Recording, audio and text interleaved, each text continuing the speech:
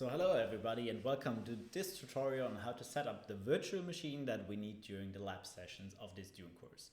My name is Dominik Kempf and I'm one of your lecturers for this year's Dune course. So what we will do in this short tutorial is we'll set up the virtual machine on this computer and you'll watch all the necessary steps. And hopefully you can follow along on your computer, maybe pausing the YouTube video while doing it. And hopefully at the end of this video, you will have the course material running on your computer. So let's first talk for a moment about why we need a virtual machine.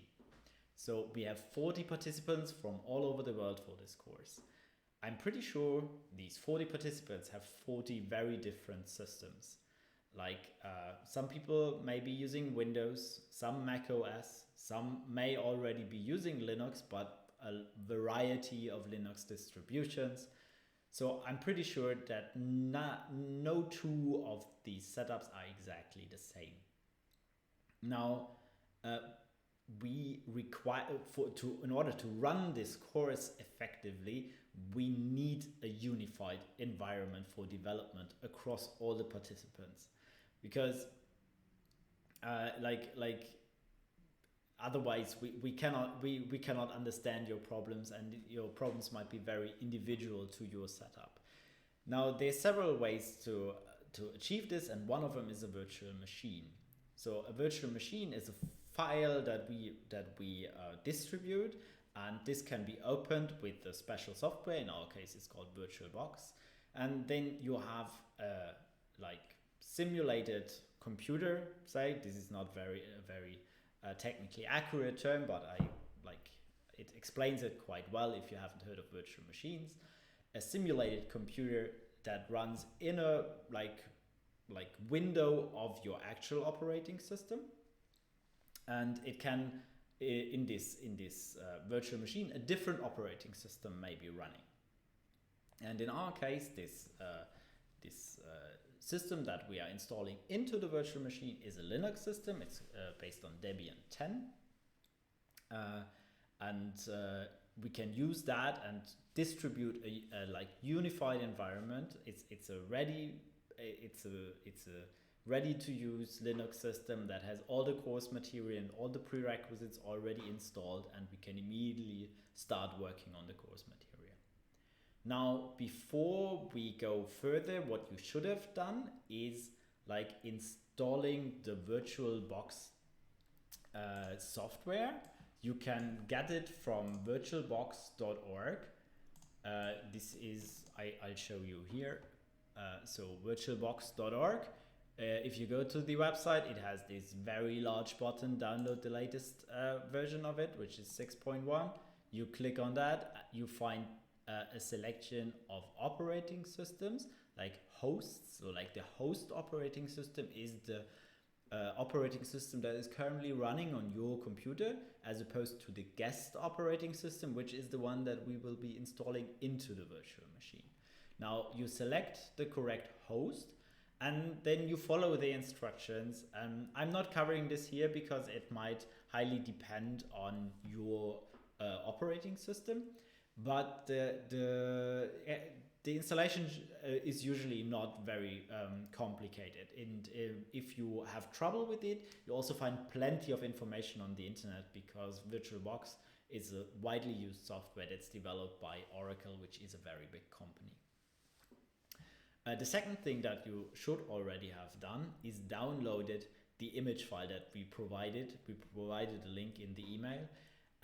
You really should do that immediately if you haven't done so, because it's a 3 GB file. And depending on where around the globe you currently are and how stable your internet connection is, you might run into trouble downloading a 3 GB file. So if you run into trouble, you should do so now, when there's still a week to figure out alternative ways of transferring those 3 GB to you. If you only find out 24 hours before the course, it might be too late. So if you successfully downloaded those 3 GB, you find that it's in zip archive, so you need to unzip it. I guess that all of you know how to do it and that your operating system provides you with a way to do it. And the next thing that you do is you open the installed VirtualBox software, and it should look something like this. And now we want to like add a new machine. So what we go to here, so because in principle VirtualBox can handle a number of virtual machines, but we only need one. So what we do is we do VirtualBox add, and then we can select from our file system the uncompressed version of our VirtualBox. Within the archive there was a folder Dune course 2021, and there is a .vbox file in there. This is actually the file that we want to open here. And then it imports some settings, and we see here some information about this virtual machine. Now, there is lots of settings with this, but there's only one setting that I want to like explain to you, because it's the one that we can get the most benefit from. So if you click here on the settings button, we can edit the settings. And if we go to system, we see this bar here, which says base memory. So let me explain. Your computer has RAM, so it has a certain amount of memory. In this case, I have 32 gigabytes of RAM. You might have less than that, but we required in the course prerequisites that you have at least 8 gigabytes of RAM. Now, this RAM will be split between your host operating system, what's running normally on your computer, and between the guest operating system within the virtual machine that you use to run the course material. Now, both of these systems need a minimum of, say, 4 gigabytes. And if you have more available, you might want to put more into the virtual machine to balance the needs of these two machines. So in my case, I can just increase this number here to, for example, make an even split 16 to 16 gigabytes of the memory. It's also showing with this green bar that this is a reasonable approach. If you only have 8 gigabytes of RAM, leave it at 4 and 4. If you have more, like just put a bit more of RAM into the virtual machine. After doing this, hit enter. And this is the basic settings. There is more settings, but we only need to check these settings if something goes wrong. So let's hope nothing goes wrong. And then we have this start button here. This is actually the equivalent, if the virtual machine was a physical machine, of like hitting the power plug. And now a window opens, and within this window, a machine starts. So it's asking us for like what operating system to boot, just like you might know from your regular machine. So then we get some messages here that we can just ignore. This is all about like, should the mouse pointer be captured? Should the keyboard be captured? But we want all this. And now we booted this Debian machine here. And so it asks us to sign in.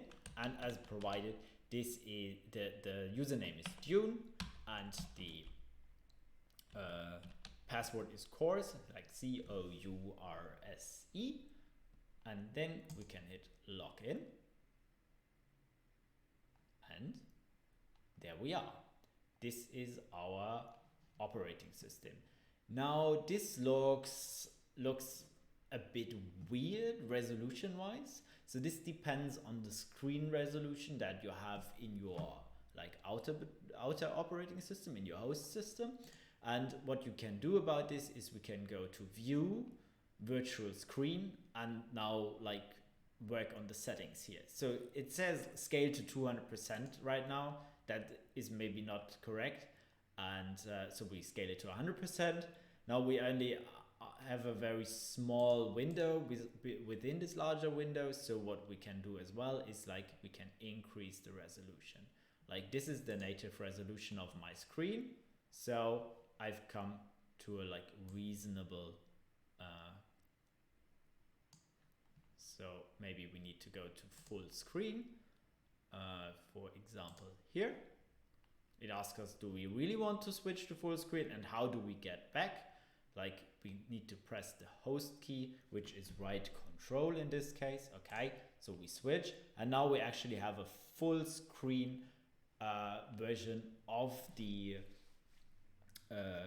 guest system, and we can work in here for all the course material. And this is a Debian 10 Linux system, and when we press the right control key, it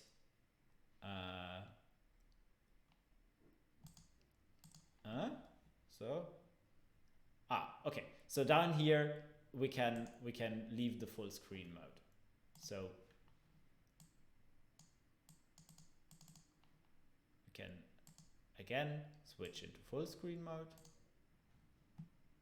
You might want to find out what's the best for you. Maybe full screen mode isn't the best for you because you also need to interact with us through a video conferencing system.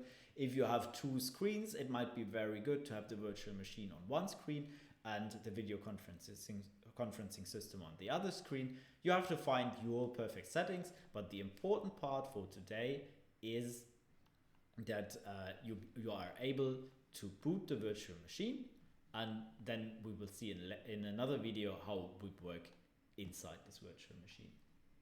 Now, if this all turned out like it did for me, that everything works, this is fine. If it doesn't work out for you and you have to do a bit of troubleshooting, I recommend you first try again. Like, sometimes you did something wrong and you just have a fresh start. And then, like, try once to Google a problem yourself. It's very hard for us to debug these problems remotely, and there's a lot of information about VirtualBox and virtual machines on the internet. So it might be perfectly possible that you find the solution just by Googling it. And if you know other participants, like, because multiple people from your university joined the group, joined the course, ask them for help, ask them whether they had the same problems, maybe try on a different computer if you have a different computer available. And if all of these steps fail, contact us, but we only have a limited amount of workforce available to help sorting out these problems remotely. But so far we figured out all the problems in all the courses that we had, so I'm very positive that everybody will be able to run the virtual machine this year as well. Okay, so that's it for today, and I'm looking forward to seeing you at the course.